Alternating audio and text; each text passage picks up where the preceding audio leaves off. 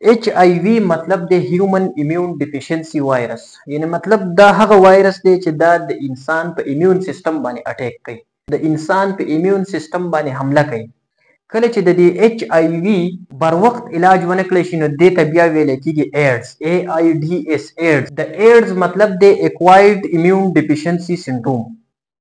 یعنی مطلب کله چې د ایچ آی وی په وخت باندې علاج ونه کړی شي نو دا بیا اټ لیډز ټو ایډز، او ایډز څه ته ویل کېږي؟ اکوایرډ ایمیون ډیفیشنسي سنډروم.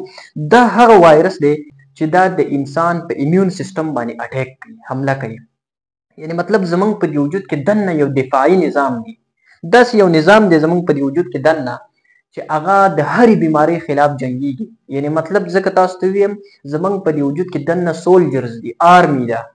هغه آرمی، هغه فوجیان، هغه پولیس زمونږ د وجود حفاظت کوي، زمونږ د باډۍ حفاظت کوي. کله چې زمونږ د وجود ته دننه یو بیماری را دننه شي نو دا ایمیون سیستم چې دی دا سولجر د کوم فوجیان چې زموږ په وجود کې دي دا را بیدار شي، دا هغه د بهر نه بیماری چې کوم وایرس راغلی دی یا کومه بیکټیریا راغلی ده د هغه سره فایټ کوي، هغه وژني، د دې دپاره چې زموږ د وجود ته د بیماری نقصان ونه کړي. خو کله چې دا هیومن ایمیون وایرس ایچ آی وی په انسان باندې اٹیک وکړي نو دا د انسان په دغه دفاعي نظام باندې اٹیک کوي، یعنی مطلب په دغه فوجي بیرک باندې اٹیک کوي. د دې مقصد دی چې دا د انسان د دفاعي نظام کمزوري کی، او کله چې د دفاعي نظام کمزوري کی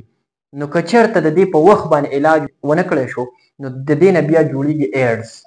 او ایډز هغه بیماری ده چې کله زمونږ دفاعي نظام خراب کړی شي، ډیمیج کړی شي، نو بیا به هر بیماری په موږ باندې اسانۍ سره اٹیک کوي او موږ ته به نقصان راکوي. ولی چې زمونږ دفاعي نظام نشته، زمونږ دفاعي نظام یې کمزوری کړی، د مخکې نه ایچ آی وي راغلی او زمونږ دفاعي نظام چې دی هغه یې تس نس کړی، اوس به تبه په انسان باندې اسانه سره راځي، اوس به زکام په اسانه سره، هر بیماری دا به په انسان باندې اٹیک په اسانۍ سره کوي، او دننه د انسان دفاعي نظام نشته چې هغه د دې حفاظت وکړي، انسان ډیر زر زر مرګ خولې ته رسوي. اوس دا ایچ آی وي ایډز چې کوم دی که نه دا ډیر زیات په تیزۍ سره روان خوري، انتهایی تشویشناک حالت، ډیر زیات په تیزۍ سره روان خورېږي. د دې یو څو غټې وجې دي او هغه وجې زموږ په معاشره کې انتهایی ډېرې زیاتې عامې دي. زما د دې لیکچر، زما د دې ویډیو مقصد هم دا دی چې د ټولو پښتنو ته زه دا میسج ورسوم چې دا ګنده بیماری، دا انتهایی مهلک مضره بیماری، انتهایی خطرناکه بیماری زموږ په معاشره کې ولې انتهایی ډېر په تیزۍ سره روانه ده. خدا نخواسته دا بیماری سبا په تا باندې اټیک کولی شي. نو د دې یو څو وجوهات دي چې هغه زموږ په دې معاشره کې انتهایی ډېر زیات عام دي. څوک هم د خپل ځان خیال نه ساتي. د دې د وجې نه دا نن ویډیو زه ستاسو سره شیر کوم، انتهایی اهم ویډیو ده، انتهایی اهم خبرو ته زه ستاسو توجه راګرځول غواړم، په دې باندې لږ عمل وکړئ. ګوره دا ایچ آی وي ایډز زموږ په معاشره کې د څه د وجې نه چې خورېږي په هغه کې یو غټه وجه چې ده که نه دا نیډل دی. یعنی مطلب زمونږ په کلي علاقه، زمونږ په دې ملک کې چې څومره ډاکټرز دي، پیرامیډکس دي، نرسز دي او هغوی په بازار کې کلینیک کولاو کړی، که چېرته دغه ډاکټر، دغه نرس یا دغه پیرامیډکس په یو نیډل باندې، په یو سرنج باندې بلا کسانو ته انجکشن لګوي نو دا د ایډز په خورولو کې برابر حصه اخلي. که یو انسان ته دا وایرس لګېدلی دی، هغه ته ایچ آی وي ایډز شته دی، د هغه وینې ته تا یو نیډل، یو سرنج ولګاو، دغه ته دا وایرس ولګېدو، اوس که په دغه سرنج باندې تا بل روغ انسان ته انجکشن ولګوله نو تا همدغه ته هم دا شی ټرانسفر کو، تا همدغه ته دا ایډز، دا ایچ آی وي راوستله. نو بلا شی پریکټیشنرز، بلا شی ډاکټرز داسې دي چې هغه د دې شي بالکل خیال نه ساتي.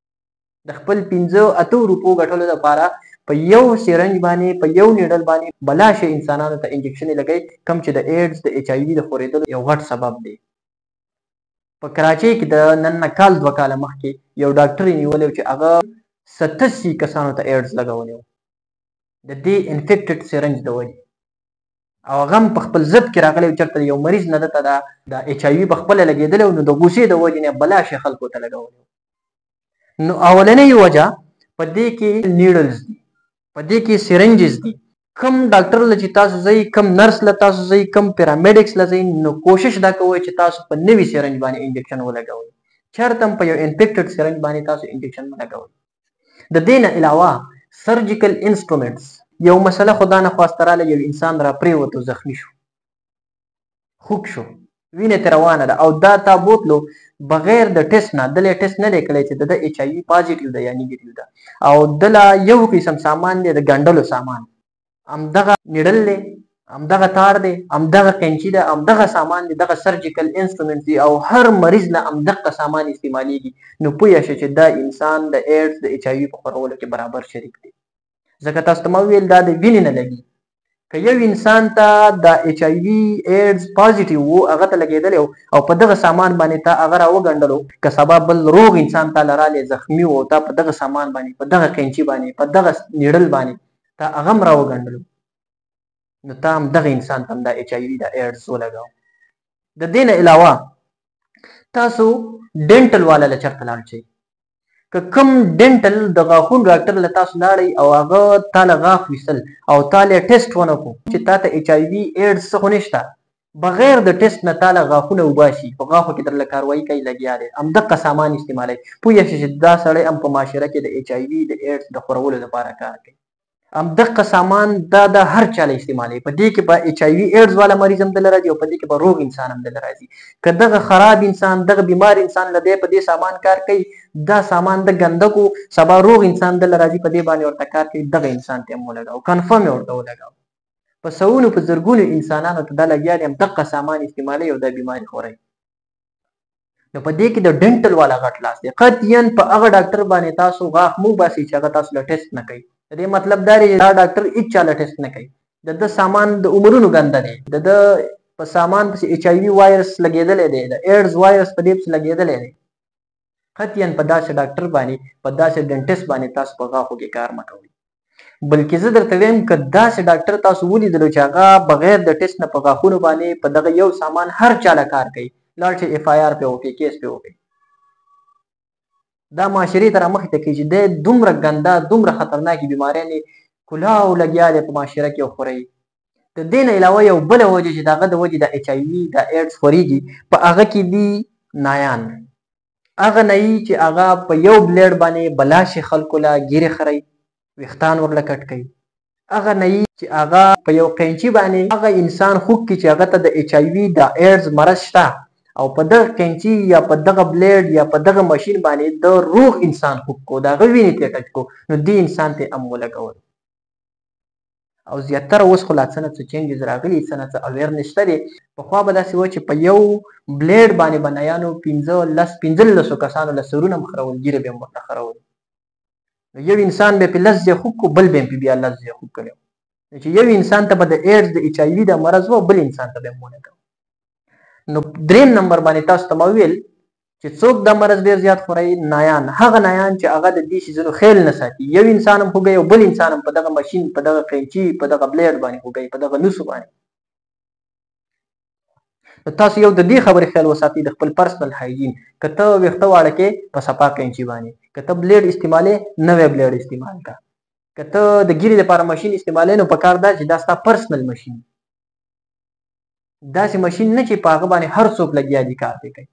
داسې نوسې استعمال کړه چې هغه ستا پرسنل نوسې داسې قینچي استعمال کړه چې هغه ستا پرسنل قینچي نوی بلیډ استعمال کړه که چېرته ته دغه قینچیانې دغه بلیډونه دغه ماشینان استعمالوي چې په دې باندې د ورځې په سوونو په زرګونو باندې کار کېږي هر قسم خلک په دې باندې خوږ شوي دي که ته پې خوږ نو تا ته هم دا شی لګي تا ته هم دا مرض لګي او تاسو ته مې وویل څنګه چې ډاکټر په دې کې ملوث دی داسې نایان په دې کې ملوث دي څنګه چې ډاکټر دا مرض خوري په معاشره کې داسې دا نایان خوري داسې دا ډینټل والا د غاښونو ډاکټران خوري د دې نه علاوه انتهایی معذرت سره زه یو خبره کوم انتهایی معذرت سره کوم چې زمونږ په معاشره کې نن سبا انپروټیکټډ سیکس شروع دی که هر قسم سیکس دی خو چې انپروټیکټډ دی د بې حیایي د بدکارۍ چې څومره اړې دي په دې کې دا برابر شریک او نن سبا معاشره انتهایی ډېره زیاته ګنده ده په ډیټیل کې په تفصیل کې د تللو ضرورت نشته تاسو په خپله پوهیږئ ضروري نه ده چې هره خبره دې زه وکړم په پېښور کې تاسو حالات وګورئ د دې لپاره باقاعده د بدکارۍ اډې جوړې شوي دي پلازې ولاړې دي په کراچۍ کې په هر ځای کې په هر غټ ښار کې زمونږ په پښتنو کې دا ایډز ایچ آی وي ولې دومره زیات روان دی دا ټول انپروټیکټډ سیکس غیر قانوني، غیر اخلاقی، غیر اسلامي، غیر شرعي چې کوم ګناهونه کوي د یو انسان نه بل انسان ته په دې طریقه باندې لګي. یو انسان ته ایچ آی وي ایډز پازیټیو دی دا ورته شته دی، دا انسان چې د څومره خلکو سره بدکاری کوي هغه ټولو خلکو ته دا لګي، هغه ټولو خلکو ته دا ترانسفر کوي دا بیماری. ځکه په تیزۍ سره دا په دې معاشره کې روان دی خورېږي. څومره چې ګناهونه سیوا دي هغومره دا ایډز په تیزۍ سره روان دی خورېږي. ښه د دې نه علاوه ایچ آی وي ایډز د څه د وجې ترانسفر کېدلی شي؟ په هغه کې یو وجه چې ده هغه بلډ ترانسفیوژن دی. په ځینې هسپتالونو کې داسې شته چې یو انسان بل انسان ته وینه ورکوي، بلډ ورکوي، د ده ټیسټ نه کېږي چې د اول د وینې ټیسټ وشي چې دته خو ایچ آی وي ایډز نشته، بیا دې د روغ انسان ته بلډ ورکړي، وینه ورکړي. په بلاش هسپتالونو کې ما په خپله یو ځل بلډ ورکولو، په هغه وخت کې زه دومره نه پوهېدلم، خو چې ما کله بلډ ورکولو زما نه ټیسټ وانخېسته. پکار دا دی چې یو انسان بل انسان ته بلډ ورکوي، دا خو معمولي خبره نه ده. که چېرته دې خدا نه خواسته دې انسان ته ایډز وي، ایچ آی وي پازیټیو وي او دا انسان دې روغ انسان ته وینه ورکړي، نو کنفرم د دې انسان نه دې انسان ته دا بیماري را ټرانسفر کړه ولګېدله ورته. نو په بلډ ترانسفیوژن کې انتهایي ډېر زیات احتیاط پکار دی. که چېرته خدا نه خواسته تا ته د وینې ضرورت یا ته بل چا له وینه ورکړي، نو پکار دا دی چې د دې دواړو اول ټیسټونه وشي چې دې ته ایچ آی وي پازیټیو نشته. که چېرته ایچ آی وي پازیټیو وي نو بالکل دې دا وینه نه ورکوي، د بلې خطرناکې بیمارۍ سره مخامخ کوي. نو بله غټه وجه د بلډ ترانسفیوژن یا ارګن ټرانسپلانټ، خلک ارګن ټرانسپلانټ کوي، لیور ټرانسپلانټ کوي، کډني ټرانسپلانټ کوي. د دې د وجې هم د ایچ آی وي دا ایډز د یو انسان نه بل انسان ته ټرانسفر کېدلی شي، لګېدلی شي. یو بله وجه چې د ایچ آی وي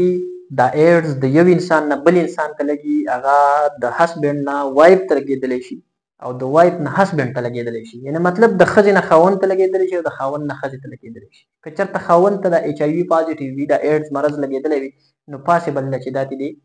ښځې ته ولګي، او که ښځې ته د ایچ آی وي د ایډز شته نو دا دې خاوند ته لګي. یا مثال د والدینو نه بچو ته را ټرانسفر کېدلی شي. مور او پلار ته د ایډز د ایچ آی وي پازیټیو دی، نو د هغو بچو کې امکان شته دی چې دا پازیټیو شي. یا مثال یو مور ده چې هغې ته د ایچ آی وي پازیټیو ده، هغې ته د ایډز مرض دی، نو هغه چې کم خپل ماشوم ته برېسټ فیډینګ کوي، پی ورکوي، نو دې بچي ته هم امکان شته دی چې دا ورته را ټرانسفر شي. نو مختصر دا د ایچ آی وي د ایډز چې زموږ په معاشره کې خورېږي، مسلسل روان دی، دا ټول په دې کې د ډاکټرز لاس دی، په دې کې د ډینټل والا لاس دی، په دې کې د نایانو لاس دی، په دې کې د پریکټیشنرز لاس دی، په دې کې د انسان خپلې کوتاهۍ دي، په انسان خپلې غلطۍ دي. په دې کې ولې یو انسان پردی د ګیرې مشین استعمالوي؟ ولې یو انسان پردی اریزر استعمالوي د ګیرې د خرولو لپاره؟ ولې یو انسان پردی نوسه استعمالوي؟ ولې یو انسان پردی نوتراش استعمالوي؟ ولې یو انسان پردی ګمنځ استعمالوي؟ ولې یو انسان پردی قینچي استعمالوي؟ ولې یو ډاکټر په یو سرنج باندې په یو نیډل باندې بلاشه خلکو ته انجکشن لګوي؟ ولې یو ډینټل والا په یو سامان باندې هر چاته کار کوي بغیر د ټیسټ نه؟